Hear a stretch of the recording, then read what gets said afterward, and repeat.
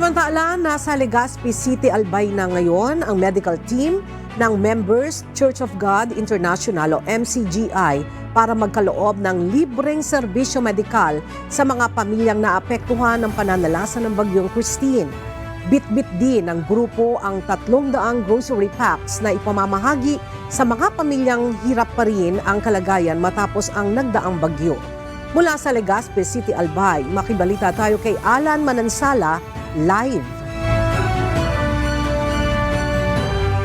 Alan, kumusta ang isinasagawang medical mission ng MCGI at marami na ba ang napagserbisyohan nito? Yes, Ella, magandang tanghali at magandang tanghali sa ating mga kasambahay. Ella, nandito ako ngayon sa Members Church of God International sa Legazpi City, Albay, kung saan tuloy-tuloy pa rin ang ating pagsasagawa ng libreng serbisyo sa ating mga kababayang Albayano. Dangan lamang, Ella, dito sa likuran ko, konti na lang makikita nyo kasi maagang nag-umpisa ang ating medical team dito para maagang rin tayong matapos.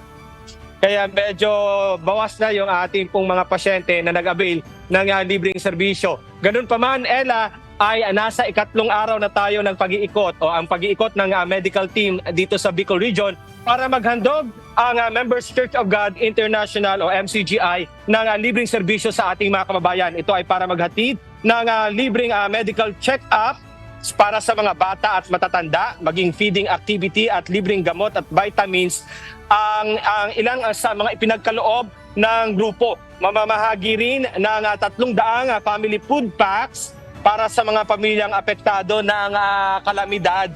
Ang 100 doon, Ella, ay naka-acquired naman sa Sorsogon Province. So 200 sa Albay, 100 para sa Sorsogon para yung mga kababayang affected natin sa Sorsogon ay madamay at pabigyan din natin ng tulong. Una na rin tinungo, Ella, ng medical team ng MCGI itong lalawigan ng Camarines Norte at Camarines Sur kung saan tinatayang nasa mahigit 1,000 individual ang nakapag-avail ng libre sa mga tulong na ibinibigay ng MCGI para sa mga kababayan nating affected nitong bagyong Christine.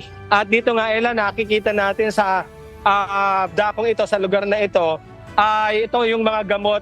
Kabilang na dyan yung mga vitamins na pinamimigay natin, binibigay natin sa ating mga kababayan. At hopefully itong buong araw ng Huwebes dito sa Albay, partikular dito sa Legazpi City ay magiging makabuluhan, lalo na pagtulong sa kapwa ang ating prioridad. Ella. Alright, maraming salamat, Alan Manansala.